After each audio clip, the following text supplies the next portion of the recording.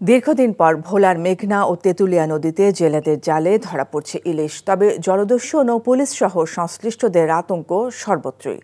রক্ষকে অনেক ক্ষেত্রে ভক্ষক হয়ে যাচ্ছে সে অভিযোগ করছেন জেলেরা। এ ব্যাপারে ব্যবস্থা নেওয়ার দাবি করছেন তারা। ভোলা থেকে আফজাল হোসেনের পাঠানো রিপোর্টে দেখুন বিস্তারিত।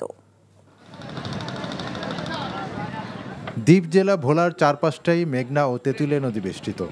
এবার ইলিশ মৌসুমের 4 মাস পর জেলেদের জালে ধরা পড়ছে রূপালী ইলিশ। জেলার সর্বদক্ষিণে চরফ্যাশন উপজেলার সামরাজ মাছঘাটটি দীর্ঘদিন ইলিশ শূন্য ছিল।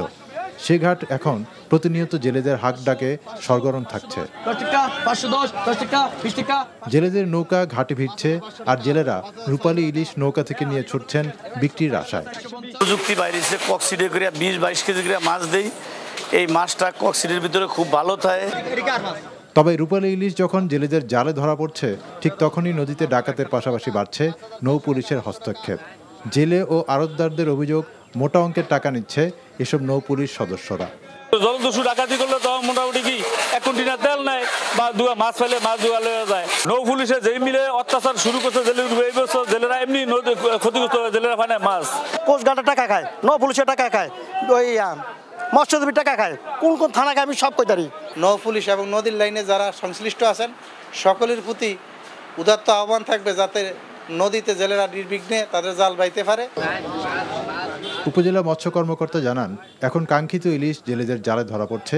এর ফলে তাদের লক্ষ্যমাত্রা অর্জিত হবে।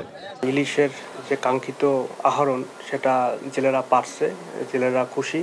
এর অন্যতম প্রধান কারণ হচ্ছে যে পর্যাপ্ত বৃষ্টি হয়েছে, নদীতে পলিউশন কমেছে।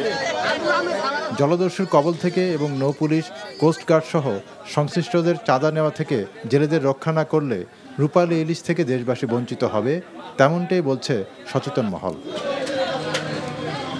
NTV news desk.